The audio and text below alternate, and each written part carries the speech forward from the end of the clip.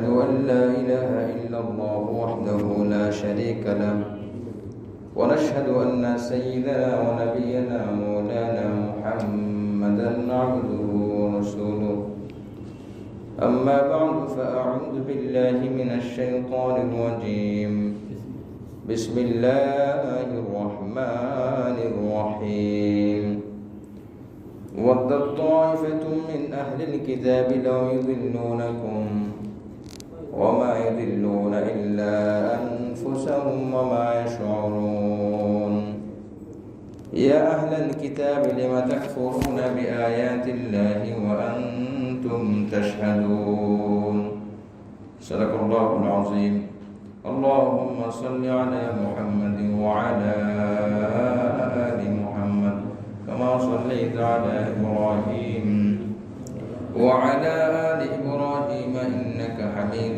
مجيد اللهم بارك على محمد وعلى آل محمد كما باركت على إبراهيم وعلى آل إبراهيم إنك حميد مجيد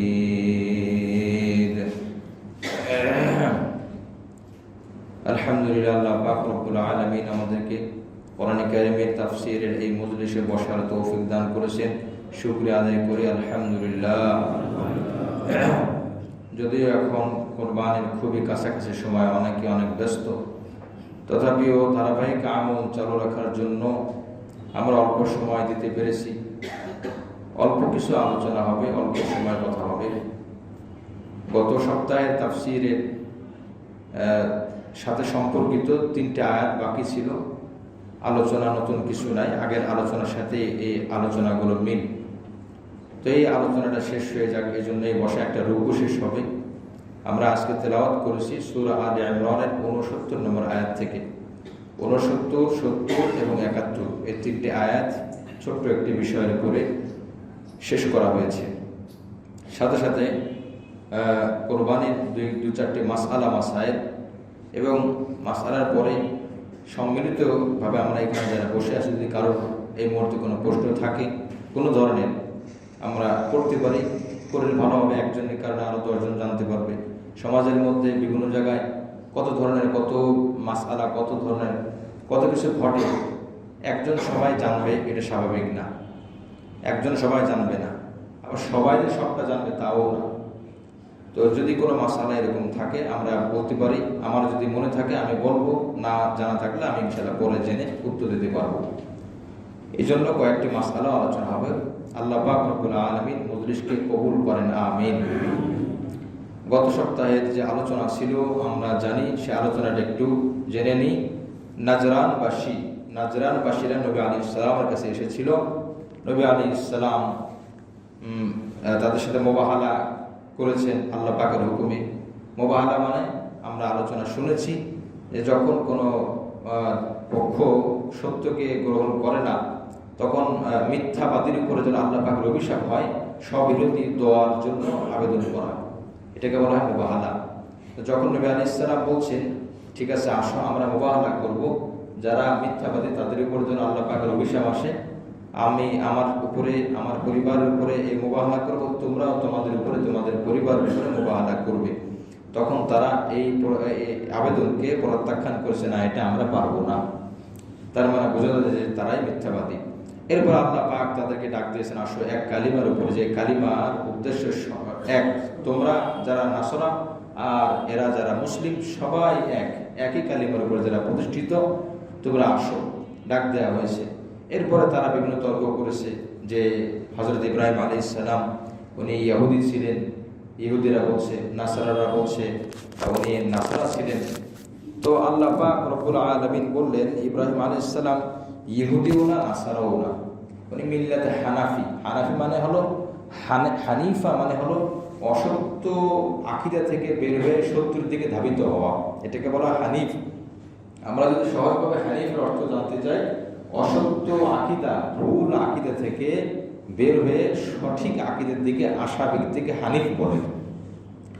আর আল্লাহ পাক এই কথাই বলেছেন যে মা কান ইব্রাহিম ইয়াহুদিয়া 67 নম্বর আয়াতে, ইব্রাহিম আলাইহিস সালাম ইহুদি ধর্মের ছিলেন না, ওয়ালা নাসরানিয়া, তিনি নাসরাও ছিলেন না। তার আরেকটি আশ্চর্য প্রমাণ হলো যে ইহুদি ধর্মের আবির্ভাব হয় ইব্রাহিম আলাইহিস সালামের পরে।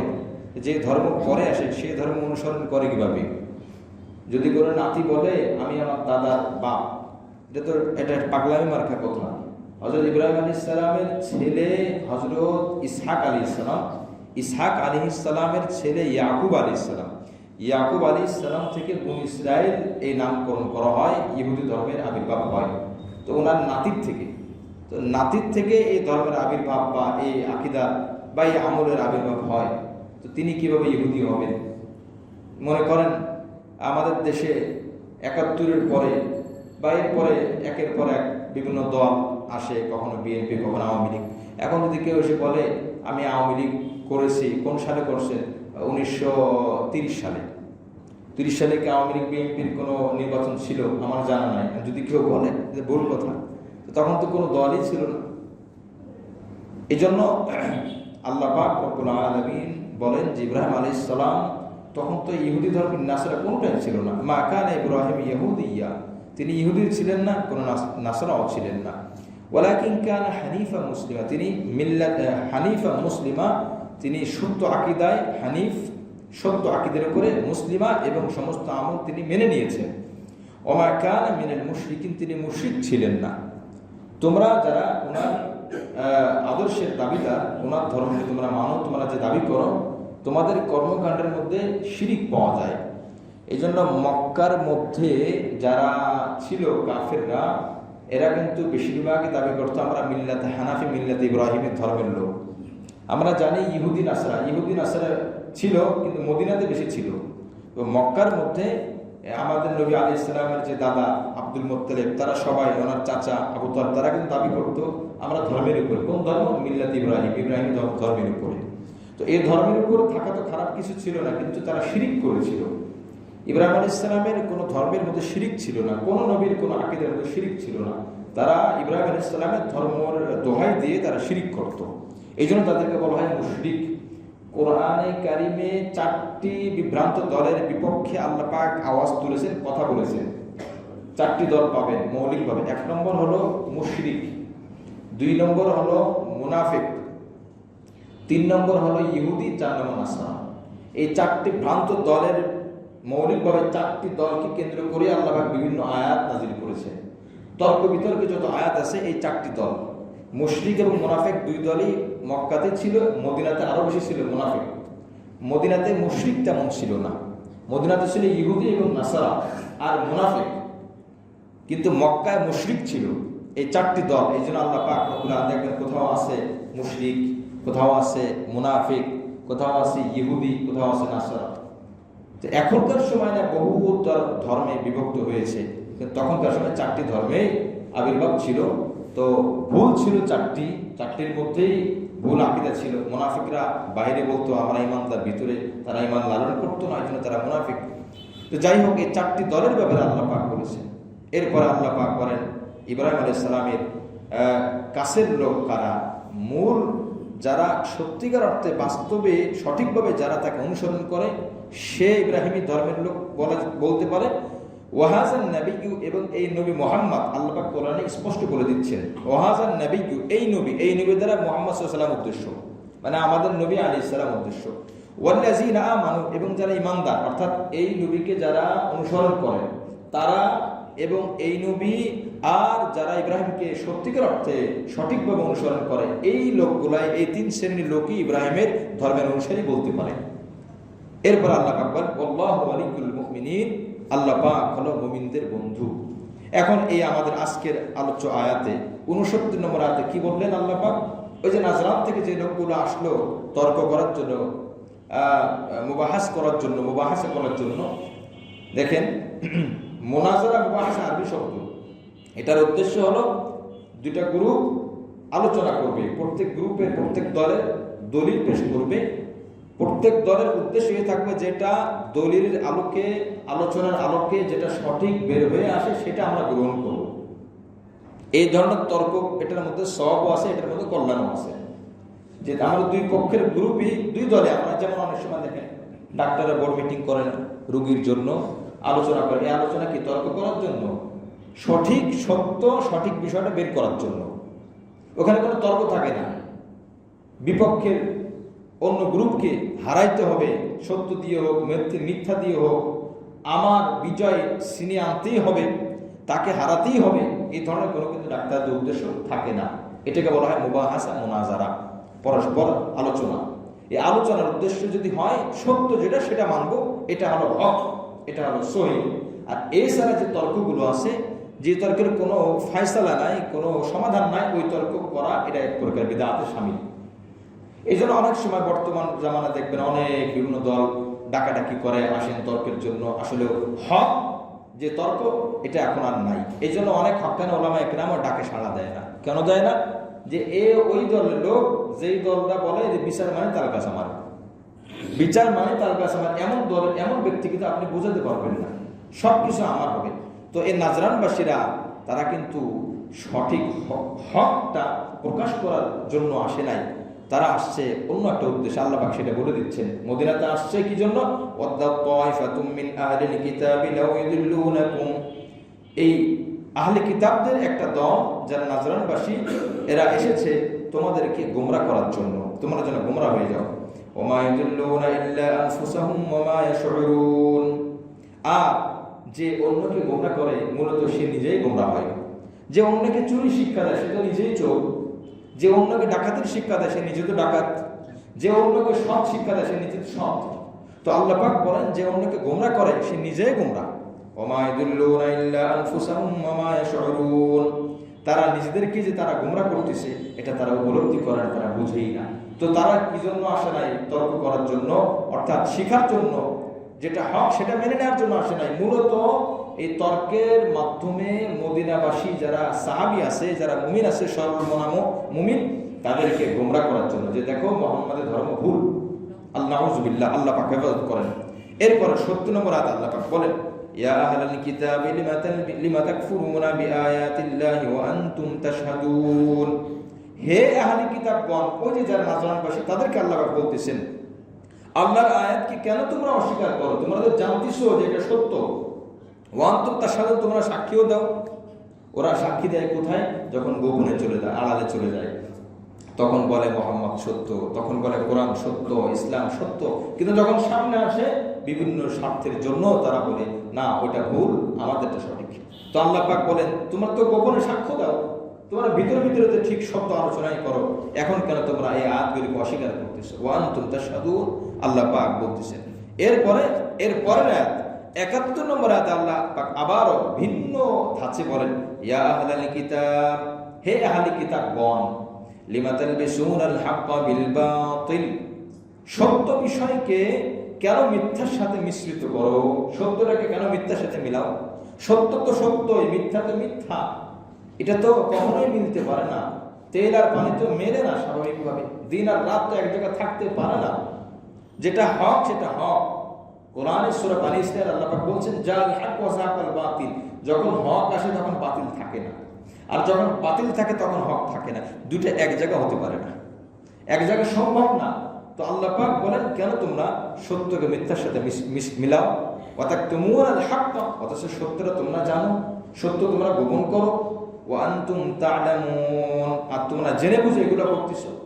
এই জন্য নাজরানবাসী বর্তমান সময়েও যারা আছে এরাও এরকম বহুত কিছু তাদের কাছে জানা আছে। আমি গত সপ্তাহে তাফসিরে বলেছিলাম, শহরের নামটা ভুলে গেছি, ওই পোপ, খ্রিস্টান ধর্মের বড় পাদ্রী, উনি ওনার বইয়ের মধ্যে এনেছেন ওনার নিজস্ব ওই দেশে ওই এলাকায় আপনার পাঠাগার আছে, নিজস্ব মাটির তলে। ওই পাঠাগারে কারোর যাওয়ার অনুমতি নেই। ওই পাঠাগারে শুধুমাত্র সে যেতে পারে, অন্য কাউকে যাওয়ার অনুমতি সে দেয় না। কেন? এর মধ্যে লেখকের নাম ড্যান ব্রাউন, ওনার যে বই আছে অ্যাঞ্জেলস অ্যান্ড ডেমন্স, এই বইয়ের মধ্যে আসছে। এই বইয়ের মধ্যে উনি লিখছেন খ্রিস্টান জাতির বহু ইতিহাস তুলে ধরেছেন। ওনার একটা বই আছে, ওই বইয়ের মধ্যে উনি তথ্য দিচ্ছেন যে খ্রিস্টানদের কিছু কিতাব এমন আছে 13 প্রকার, ওই পোপের কাছে 13 প্রকার কিতাব আছে, বই আছে, 13 ধরনের ইঞ্জিল আছে। সে ভিতরে তার অনুমতি ছাড়া কাউকে যেতে দেয় না। কেন? যদি ওই বইগুলা কেউ পড়ে আর সামনে আনে, তাহলে এত প্রকার, এত বিভক্তি প্রকাশ পাবে, নতুন করে আবার এই নাসরা ধর্ম আবিষ্কার করতে হবে, এত বিভক্তি তাদের মধ্যে রয়েছে। আমাদের দেশের একজন বড় আলেম আছেন মাওলানা আব্দুর রহমান ব্যানার্জি। উনি আগে হিন্দু ছিলেন। আমাদের এক শিক্ষক, আমাদের এক হুজুর মুহাদ্দিস আবু দাউদ শরীফ হাদিসের কিতাব যার কাছে পড়েছি, উনি বলেন যে ওই হুজুরকে আমি জিজ্ঞাসা করছি, আব্দুর রহমান ব্যানার্জি সাহেবকে, যে আপনি যখন হিন্দু ছিলেন, আপনি তো হিন্দু পণ্ডিত ছিলেন, তো আপনাদের তো কালিমা তৈবা আছে, এই কালিমা তৈবা আপনাদের এই ভেদ, এটার রহস্যটা কি? উনি যেভাবে কালিমা তৈবা ওখানে বলেন যে লা ইলাহা হর্তি পাবম ইল্লা ইলাহা পরম পদম জন্ম বৈকুণ্ঠ অপ ইনুতিত জপি নাম মোহাম্মদ, এটির মধ্যে তো সবই আছে। মোহাম্মদ সাল্লামের কথা আসছে, উনি শেষ, উনি অন্তিম যে প্রশংসিত ব্যক্তি, শেষে যিনি আসবেন, তো সব তো আছে। এই ব্যাখ্যাগুলো জিজ্ঞেস করতে চাইলে তারা কি উত্তর দেয়? এই মাওলানা আব্দুর রহমান ব্যানার্জিকে জিজ্ঞেস করা হয়েছে, আপনার যিনি গুরু, তাদের কাছে জিজ্ঞেস করলে কি উত্তর দেয়? তারা বলে এত গোপনীয় বিষয় সম্পর্কে প্রশ্ন করা তোমার অধিকার না, এটা আমাদের বিষয়, আমাদের কাছে ছেড়ে দাও। আরো কয়েক বছর আগে এই বনশ্রীতে এক মাদ্রাসায় একটা অনুষ্ঠান হয়েছিল, একজন বিজ্ঞ আলেম আসছিলেন, আমি নিজেও বইতেও পড়েছি এবং উনিও বলেছেন হিন্দু ধর্মের মধ্যে মৌলিকভাবে তিনটি জাত, আরো অনেক জাত, জাতের তো অভাব নাই, 3 জাত আছে। তার মধ্যে উত্তম, মধ্যম, নিম্ন। উত্তম তাদের যে আপনার বই আছে, ধর্মীয় গ্রন্থ, যারা সর্বোচ্চ পর্যায়ে ব্রাহ্মণ বলে সম্ভবত, তো এদের অধিকার হলো তারা বই পড়তে পারবে, শুনতে পারবে, সবকিছু করতে পারবে। যারা মধ্যম পর্যায়ে, মধ্যম শ্রেণীতে আছে, তারা এই বই ধরতে পারবে না, পড়তে পারবে না, এরা সর্বোচ্চ শুনতে পারবে। আর যারা নিম্ন শ্রেণী, এদের অধিকার হলো পড়তেও পারবে না, শুনতেও পারবে না। তো এদের কাজটা কি? এদের কাজ হলো এই প্রথম এবং দ্বিতীয় শ্রেণী, মধ্যম এবং সর্বোচ্চ শ্রেণী যারা আছে, এদের গোলামি করা, এদের দাসত্ব করা, এদের খেদমত করা, এদের সেবা করার জন্য দুনিয়াতে তারা আসছে। এরা মনে করে আমাদের এই জন্ম হয়েছে, পুনর্জন্ম হবে, এগুলো উদ্দেশ্য হলো তাদের সেবা করা। যেমন গরু ছাগল মানুষের সেবা করার জন্য, মানুষের গোশত খাওয়ানোর জন্য, নিজের গোশত অন্যকে খাওয়ানোর জন্য। এই তৃতীয় শ্রেণীর যারা আছে, এদের হক এতটুকু এরা শুনতেও পারবে না, এরা পড়তেও পারবে না। কিন্তু ইসলামের কোরআন, ইসলামের যে আদর্শ, এটা কি এরকম? কি বলেন? ইসলামের কোরআন বলে তুমি যে হও, যে ধর্মের হও, গণ্ডমূর্খ হও, টাকা পয়সা নাই, কারো কোনো শিক্ষা নাই, তুমি কোরআন ধরো, তুমি কোরআন পড়ো, তুমি কোরআন শেখো, তুমি কোরআন যে আমল করো। তোমার যোগ্যতা থাকলে তুমি ইমাম হবে, তোমার যোগ্যতা থাকলে তুমি খতিব হবে, তুমি মানুষকে শিক্ষা দিবে। তুমি কোন ধরনের, কোন বঙ্গের, কোন বর্ণের, কোন দেশের, এটা বিবেচ্য বিষয় না। মূল বিষয় হলো তুমি সেই যোগ্যতা অর্জন করেছো কিনা। কিন্তু হিন্দু ধর্মের মধ্যে জাত, ধর্ম, বর্ণ এর ভিন্ন আছে। এই জন্য আল্লাহ পাক রব্বুল আলামিন, এটাই তো সত্য, ওয়া আনতুম তা'লামুন, যে ইসলাম কোন লুকায়িত কোনো ধর্ম না, গোপন কোনো ধর্ম না, যে ওটা পড়তে পারবে না, সে এটা ধরতে পারবে না। না, সবাই পড়তে পারবে, সবাই ধরতে পারবে, কারোর কোনো বাধা নাই, উন্মুক্ত, প্রকাশ্য। এই জন্য কোরআন এমন একটা কিতাব, পৃথিবীর সব ধর্মের মানুষ কিছু না কিছু জানে, পড়তে পারে, ধরতে পারে। কিন্তু তাদের বহু বই আপনি চাবেন, আপনি পাবেন না, আপনি পাবেন না। ভাই ঠিক আছে, তোমার ধর্ম আপনি গবেষণা করেন, যাচাই বাছাই করেন, না, আপনাকে দিবে না। তাদের ধর্মের মধ্যেই তো বড় একটা ব্যবধান, বৈষম্য রয়ে গেছে, আপনাকে কেন তারা দেবে? এই জন্য আমার ভাই, আল্লাহ পাক রব্বুল আলামিন এই কোরআনের মধ্যে বলছেন যে তোমরা হকটাকে গোপন করো না। মুআজ্জাজ হাজিরিন, তো আয়াতের শিক্ষা হলো আমরা যখন যে বিধান জানবো, এটাকে স্বীকার করব, আমল করার চেষ্টা করব, আর সত্য যেটা সত্য করে স্বীকার করব, মানব। যে পরিবেশে হোক, যে পরিস্থিতিতে হোক, হিকমত অবলম্বন করা যেতে পারে, কিন্তু মূলোৎপাটন করা, এটাকে একদম আপনার কি বলে ধ্বংস করে দেওয়া, এটাকে বিলীন করে দেওয়ার কোনো সুযোগ নাই। ক্ষেত্র বিশেষ আমার যতটুকু যাকে বলা দরকার, যে যতটুকু বললে বুঝবে অতটুকু বলা যেতে পারে, কিন্তু এর মানে এই না যে বিষয়টি একদমই নাই। যাই হোক, তা আমাদের এই ধর্মীয় যে বিষয়গুলো আছে, বিধানগুলো আছে, আমরা কখনোই হক এবং বাতিল একাকার করব না। হক হকের জায়গায় থাকবে, বাতিল বাতিলের জায়গায় থাকবে। আমরা যদি আমল করতে নাও পারি, অন্তত বিশ্বাসের জায়গা যেন ঠিক রাখতে পারি, হুকুমের জায়গা যেন ঠিক রাখতে পারি। কারণ বহুত মানুষ আল্লাহ পাকের এই হুকুমের সম্মান, বিশ্বাসের কারণে আল্লাহ পাক অনেককে মাফ করে দিবেন, সুবহানাল্লাহ। শুধু বিশ্বাসের হুকুম, এই জন্য বিশ্বাসটা এবং সম্মান, মূল্যবোধ, এটা অনেক বড় জিনিস। একজন মানুষ নামাজ পড়ে না, আমি প্রায় উদাহরণ দিয়ে থাকি, নামাজ পড়ে না, কিন্তু নামাজের মূল্য তার মধ্যে আছে, নামাজের সম্মান, আজমত, ভদ্রতা, আদর অনেক, আল্লাহ পাক কোনোদিন হয়তো বা তাকে মাফ করে দিতে পারে, মাফ করে দিতে পারেন, অসম্ভব কিছু না। একজন পাপী, সে নিজেকে এতই পাপিষ্ঠ মনে করে যে আমার এত পাপ, আমি কিভাবে অমুক জায়গা যাবো, অমুক সাথে কথা বলবো, আমি কোরআন শরীফ কিভাবে ধরবো, ভয় লাগে। এই যে আসবো, হেদায়েতের কারণ এটাই হতে পারে কোনো একদিন। এই জন্য কোরআনের হাদিসের যত বিধান আছে, হুকুম আহকাম আছে, এগুলোর মূল্যায়ন করা, এগুলোকে শ্রদ্ধা করা, ভক্তি করা, আজমত দিনের মধ্যে রাখা। আমি মানতে পারি না, আমার ব্যর্থতা। আমার পরিবার মানতে পারে না, আমার পরিবারের ব্যর্থতা। কিন্তু কখনোই আমি সুযোগের সন্ধানী হয়ে আমি এটাকে বিলীন করে দিব না। হকটা হকের জায়গায় রাখবো, বাতিলটা বাতিলের জায়গায় রাখবো। আমি না মানতে না পারার মানে এই না যে এটা নাই, আমি না করার মানে এই না যে এটা ইসলামের বিধান না, কিন্তু এটাকে আপনার বলতে হবে। এটাই হলো ইমানের পরিচয়, এটাই হলো ইমান। একজন নবীর সুন্নাত সবগুলো মানে না, তবে সুন্নাতকে ভালোবাসে, সুন্নাতকে মহাব্বত করে। কেউ যদি সুন্নাতের বিরুদ্ধে গালিগালাজ করে, তাকে অপছন্দ করে, এটা কিন্তু ইমানের পরিচয়। একজন সুন্নাতকে গালি দিল, একজন নবীর আদর্শকে, নবীর সুন্নাতকে অবহেলা করলো, তুচ্ছতার সহিত এটাকে আপনি উড়িয়ে দিল, তো তাকে স্বাভাবিক ছেড়ে না দেওয়া, তাকে বোঝানো, তাকে বলা আমি যে তোমার পক্ষে না, আমি তোমার সমর্থনে না, এটা প্রকাশ করা, এটা হলো ইমানের পরিচয়। সুন্নাত আমল না করা এতটুকু ক্ষতি, কিন্তু সুন্নাতকে অস্বীকার করা ইমান নষ্ট হওয়ার কারণ। এই জন্য আমার ভাই, আল্লাহ পাকের এই দুই আয়াতের শিক্ষা হলো তোমরা আল্লাহর আয়াতকে অস্বীকার করো না, এবং ৭১ নম্বর আয়াতের শিক্ষা হলো হক এবং বাতিল তোমরা মিশ্রিত করো না। আল্লাহ পাক রব্বুল আলামিন আমাদের সকলকে হক এবং বাতিল চিনে বুঝে আমল করার তৌফিক দান করেন। মুআজ্জাজ হাজিরিন, কুরবানি সংক্রান্ত কিছু মাসালাতে আমরা জুমার সময় আলোচনা করেছি। তারপরও যেহেতু আমাদের আলোচনার মধ্যে কিছু মহিলারা অনেক সময় চলে আসে, এই মাসালাগুলো জানা দরকার। কার উপরে কুরবানি করা ওয়াজিব, এটা একটু আমরা আবারও জানতে চাই, শুনতে চাই। কুরবানির বিধান অনেক সময় দেখা যায় অনেকে না জানার কারণে আমল করে না, মনে করে আমার উপর কোরবানি ওয়াজিব না। কোরবানি কার উপর ওয়াজিব? কি পরিমাণ সম্পদের মালিক হলে একজনের উপর কোরবানি ওয়াজিব হয়? এটা হলো প্রশ্ন। উত্তর: প্রাপ্তবয়স্ক, সুস্থ মস্তিষ্ক সম্পন্ন প্রত্যেক মুসলমান নর নারী, মুকিম ব্যক্তি, যিনি মুসাফির না। এই জন্য যারা হজে আসেন, আমাদের দেশে মনে করেন সম্পদ আছে অনেক, কিন্তু হজে আসেন, উনি মুসাফির না। হাজী সাহেবের জন্য কিন্তু এই দেশে কোরবানি করা কি না? ওয়াজিব না। উনি তো ওখানে এমনি হজের জন্য করতেছে, এটা হজের দমা শুকর আছে, কিন্তু উনি মুসাফির।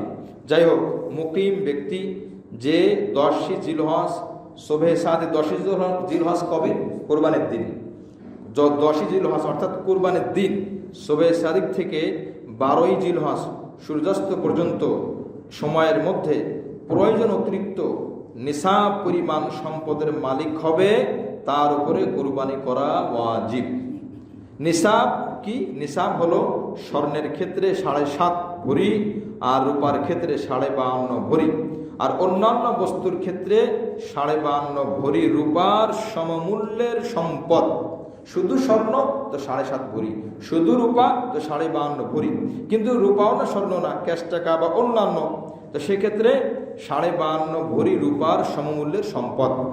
স্বর্ণ বা রূপার কোনো একটি যদি পৃথকভাবে নিসাব পরিমাণ না হয়, তবে স্বর্ণ রূপার উভয়টি মিলে কিংবা এর সাথে প্রয়োজন অতিরিক্ত অন্য বস্তুর মূল্য মিলে 52.5 ভরি রূপার সমমূল্যের হয়ে যায়, সেক্ষেত্রেও কোরবানি ওয়াজিব।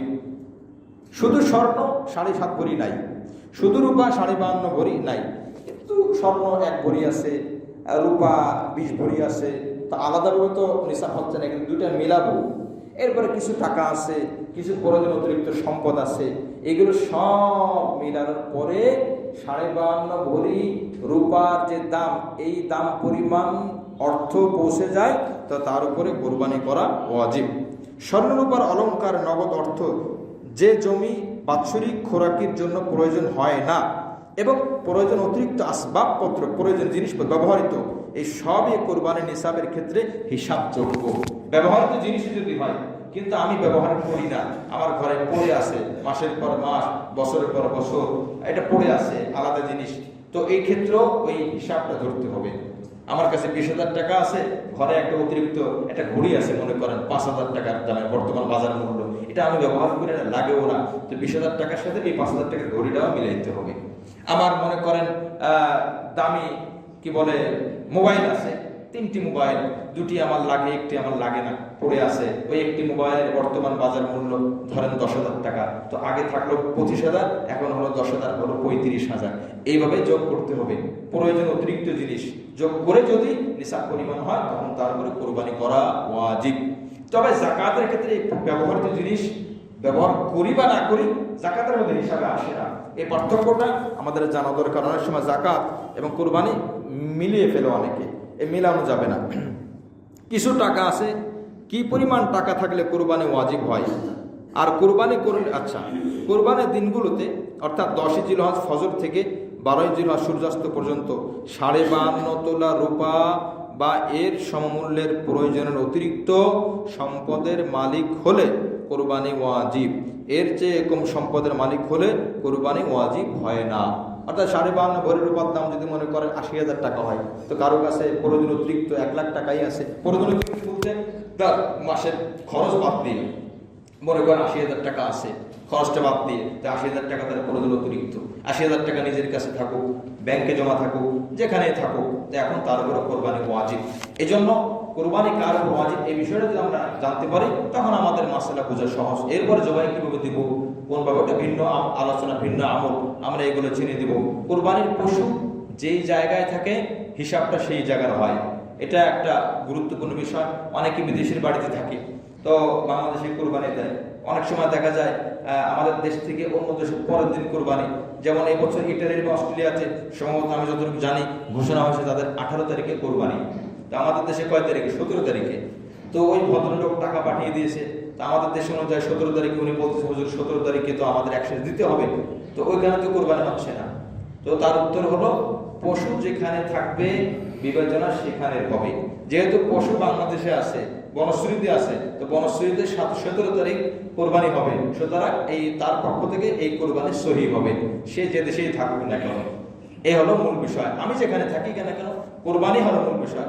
আপনি ঢাকা আছেন, আপনার পশু গ্রামে আছে, এমন এমন অজপড়া গায়ে আছে যেখানে মনে করেন কোরবানির নামাজ আশপাশে ঈদের নামাজ হয় না, ঈদুল আজহার নামাজ বা হলে বহুত দূরে, তো সেক্ষেত্রে কি করার, আমি ঈদের নামাজ আদায় করার পরে তারা কোরবানি দিবে নাকি তাদের হিসাব মধ্যে তারা দিবে, এটার উত্তর একই। ওই জায়গার হিসাব, ওইখানে যদি কোরবানির ঈদের নামাজ, ঈদুল আজহার নামাজ হয়ে যায় তখন তারা ব্যাস পশু জবাই দিতে পারে। যার কোরবানি, যার পশু, সে ঢাকা আগে পড়লো না পরে পড়লো, এটা মূল বিবেচনার বিষয় না। এ হলো কয়েকটি মাসআলা আমরা জানলাম। আরো যদি কোনো মাসআলা আমাদের জানার প্রয়োজন হয় আমরা মাসআলাগুলো জেনে এরপরে আমল করব। আমল যেন সহি হয়, এটা হলো আল্লাহ দরবারে আমাদের পাওয়া। আল্লাহ পাক বলছেন ওয়ালা কিয়ানালু তাকওয়া মিনকুম, তোমাদের তাকওয়া, তোমাদের সহি নিয়ত আমি আল্লাহর কাছে আসে, আর অন্য কিছু আমার কাছে আসে না। তোমারটা তোমরাই খাওয়া। দুনিয়াতে বিধানের মধ্যে দেখলে দেখা যায় একটা বিধানই যে এটার বিনিময় দুনিয়াতে আল্লাহ পাক আগেই দিয়ে দিয়েছেন।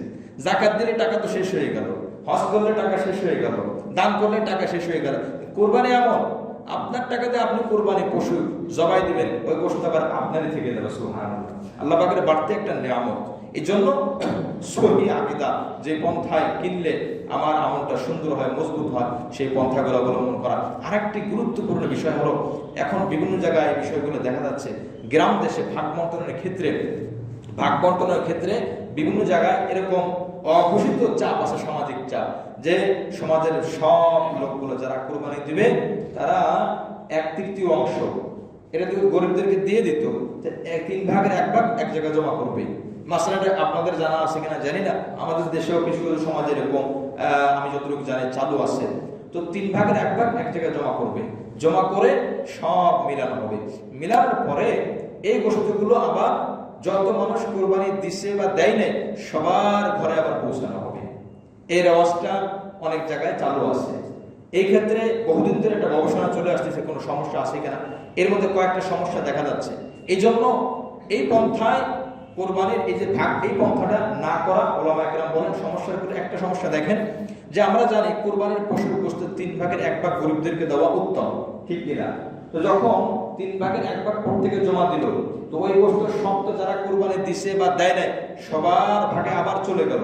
তাহলে 3 ভাগের 1 ভাগ কি পরিপূর্ণ গরিব মানুষ পেল? আপনি মনে করেন কোরবানি দেন নাই, আমি কোরবানি দিছি, আর একজন কোরবানি, চারজন 2জন কোরবানি দিছে আর 2জন কোরবানি দেয়নি। এখন নিয়ম হলো যে দুইজন দিছে তার প্রত্যেকের 3/1 যারা দেয় না তারা পেয়ে যাবে, এটাই তো নিয়ম ছিল।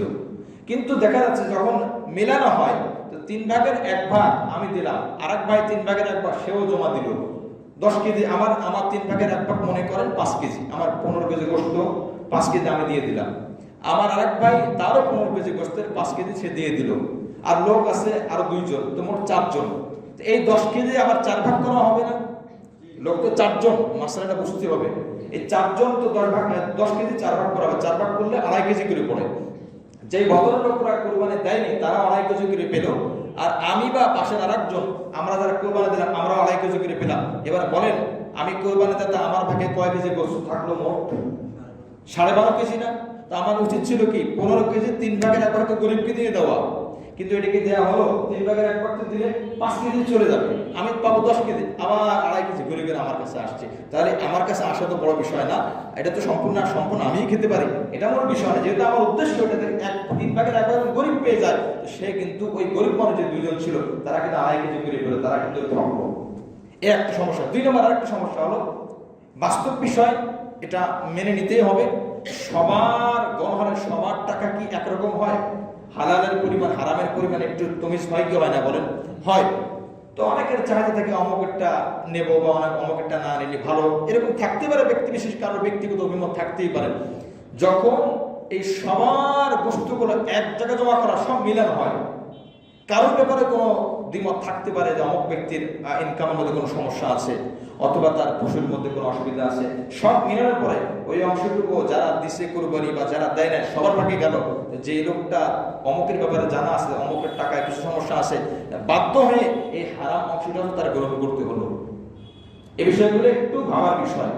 এরকম বহুত সমস্যা দেখা গেছে। 3 নম্বর বড় সমস্যা অঘোষিত চাপ প্রয়োগ করা। বলে না সমাজ তো বলে না চাপ দিতে দিতে হবে, বিষয়টা এমন না। সমাজের 100 জনের মধ্যে 98 জন যখন 3/1 দিয়ে দেয়, বাকি 2 জন যদি না দেয়, অটোমেটিক অন্যদের চোখ এই 2 জনের মধ্যে পড়বে, দেখো সবাই দেশে অমুকে দেয় নাই। এই যে একটা কথা, এই কথাটার কারণেই তো সে দিয়ে দেবে, তাই যে অঘোষিত চাপই তো হলো। এই জন্য ওলামা একরাম বলে হ্যাঁ দেওয়ার বহুত অপশন আছে, সুযোগ আছে, আমরা সেই পন্থা অবলম্বন করে দিতে পারি, অথবা যারা কোরবানি দেয়নি তাদেরকে বন্টন করে না করি, সবাই এক জায়গায় জমা করলাম, করে যারা কোরবানি দেয়নি তাদেরকে শুধু বন্টন করা হবে, আর যারা দিছে তাদেরকে যেন বন্টন না করা হয়। এই একটা বিষয়। আবার হালাল হারামের বিষয় থাকলে এই পন্থাটাও তো আসলে সুন্দর হয় না। সার্বিক বিবেচনা করে এই পন্থাটা সুন্দর পন্থা না, সুন্নাত সম্মত কোনো পন্থা না। আমি কোরবানি দেব, আমার যাকে ইচ্ছা যেভাবে ইচ্ছা আমি সেভাবে দেব। আমি মনে করেন একজন মনে হচ্ছে যে ওনাকে দিলে বেশি উপকার হবে, ওনাকে বেশি দিই, আমি তো দিতে পারতেছি না, সমাজে আমার 3/1 দিয়ে দিতে হচ্ছে, সমাজ তার মতো করে সে বন্টন করতেছে। কেউ দেখা যায় কোরবানি করতে কারোর প্রয়োজন নাই, বা কারোর এত বেশি হয়ে গেছে যে বিক্রি করে দিচ্ছে। এই একাধিক নানা সমস্যা হচ্ছে। এই বহুত জায়গায় এই নিয়ম আছে।